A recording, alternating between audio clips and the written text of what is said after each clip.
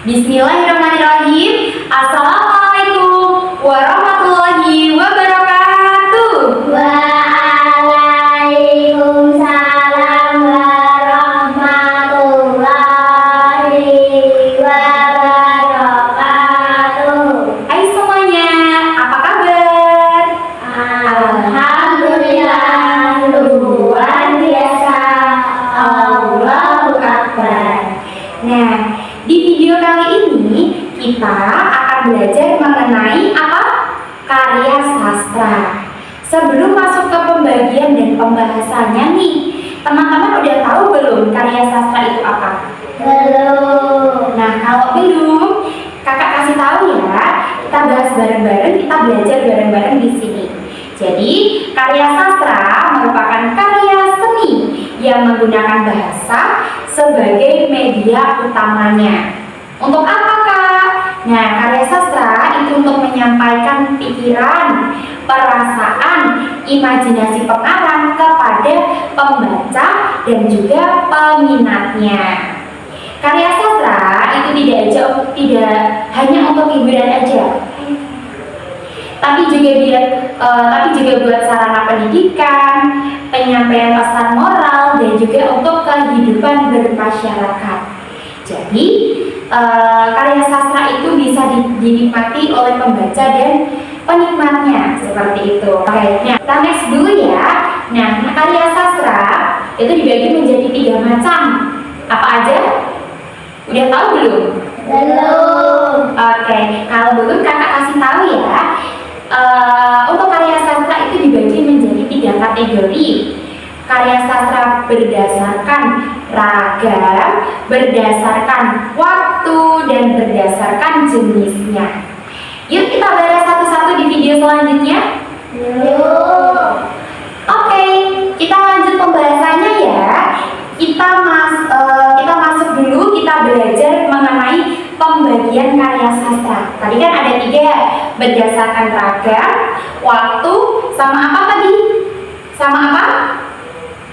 Betul, sama jenisnya. Nah, yang pertama kita belajar dulu karya sastra berdasarkan ragam, bentuk ragam ya. Ada 3 ragam utama.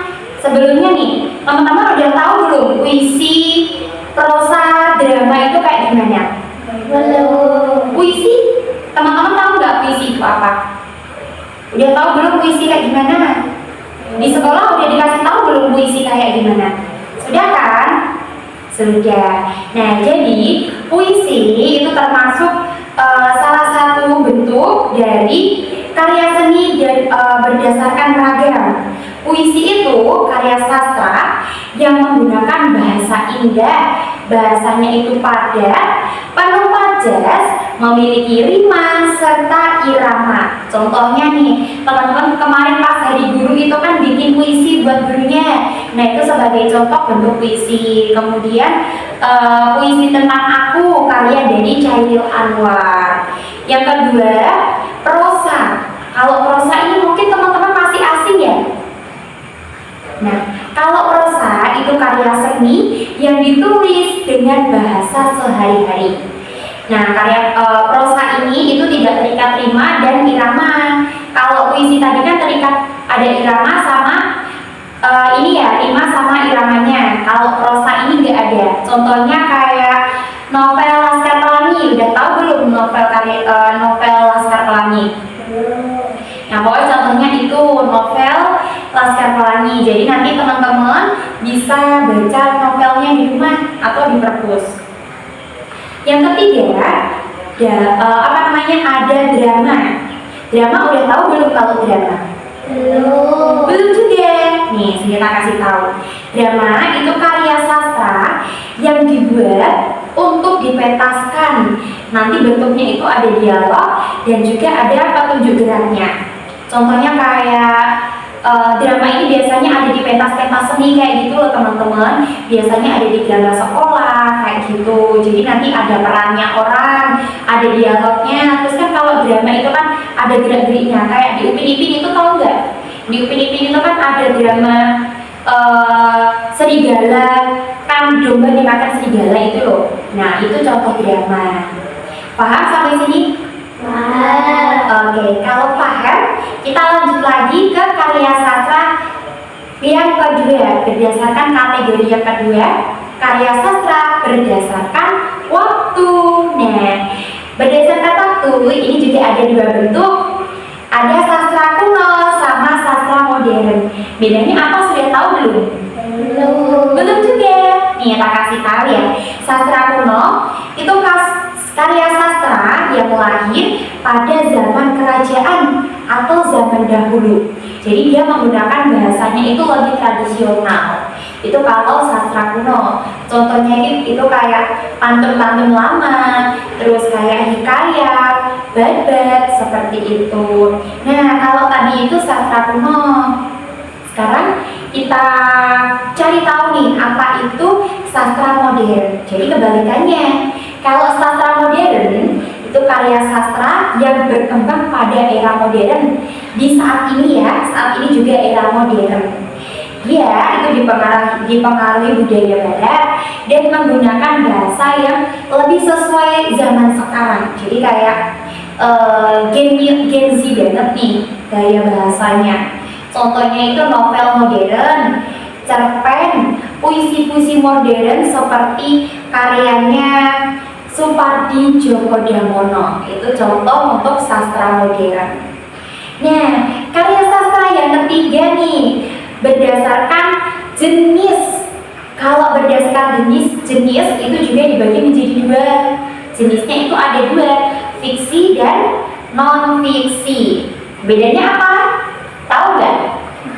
Enggak. Bedanya kalau fiksi itu karya seninya itu imajinatif, tidak harus sesuai kenyataan. Jadi kayak ngarang, nggak ada cerita aslinya. Itu kalau fiksi.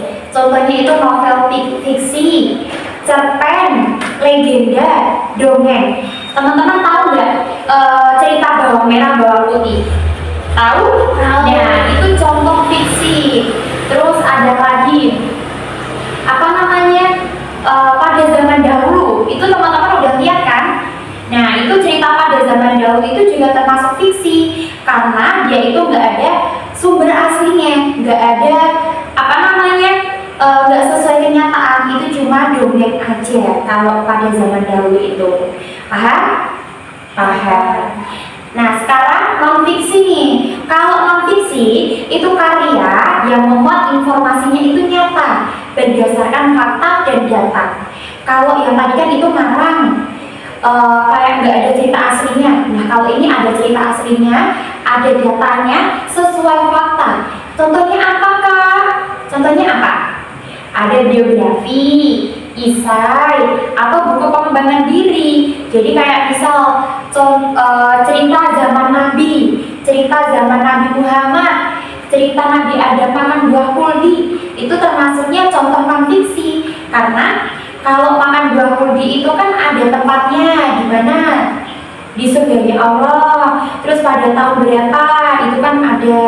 Jadi kalau cerita-cerita yang ada sumbernya, ada informasi nyatanya, datanya ada, itu namanya non fiksi. Paham sampai sini semua? Paham. Oke, pembahasannya sudah selesai. Sampai sini teman-teman sudah paham semuanya kan?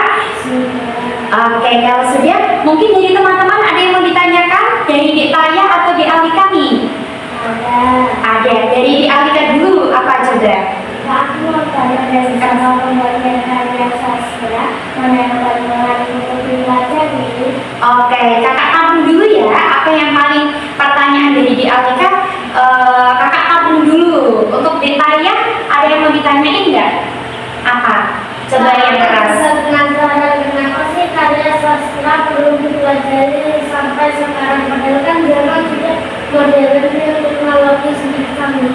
Oke, pertanyaannya kakak jawab bareng-bareng ya dari Dek Alika sama Dek Taya. Dek Alika tadi tanya, kenapa sih Kak? Enggak, menurut kakak dari karya sastra tadi mana sih yang paling menarik untuk dipelajari? Nah, kalau pertanyaan dari Dek Taya, kenapa karya sastra sampai sekarang harus dipelajari? Padahal kan zaman udah modern gitu kan ya. Oke, kakak jawab satu-satu nih. Jadi karya sastra itu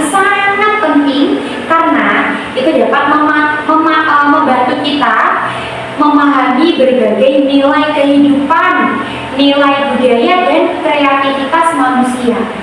Selain itu, setiap ragam sastra itu memberikan cara yang sangat berbeda dalam penyampaian pesannya. Jadi semuanya itu sangat penting kata Alika. Semuanya penting, baik berdasarkan ragam, waktu maupun jenisnya itu penting. Dan juga untuk Taya, kenapa sih sampai sekarang masih mempelajari? Karena itu sangat membantu kita dalam memahami berbagai hal, berbagai nilai Taya, Alika, gitu. Sudah paham? Oke, kalau sudah, kita cukupkan dulu ya pertemuan kali ini.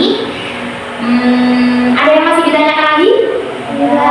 Oke, kalau enggak kita lanjut lagi di pertemuan selanjutnya. Kakak ucapkan terima kasih, semoga ilmunya berkah, semoga kalian makin pintar, sehat selalu ya. Kakak tutup, assalamualaikum.